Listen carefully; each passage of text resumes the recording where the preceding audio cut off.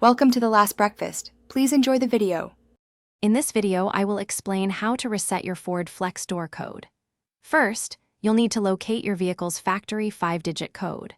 Once you have that, you can use the exterior keypad to input it, followed by your desired new 5-digit personal code.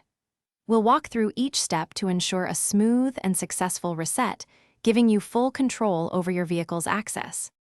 Finding your Ford Flex's factory door code is usually straightforward.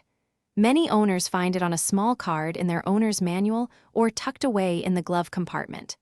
If it's not there, check for a sticker on the vehicle's body, often behind the passenger kick panel or sometimes on the trunk lid support. This 5-digit code is essential for the reset process. To begin, make sure all your Ford Flex doors are completely closed. Now, carefully enter the 5-digit factory code you located earlier into the exterior keypad. After inputting the last digit, you must press the last two buttons, 9 and 0, within 5 seconds. You'll hear the door lock cycle, confirming that the system is ready for your new personal code.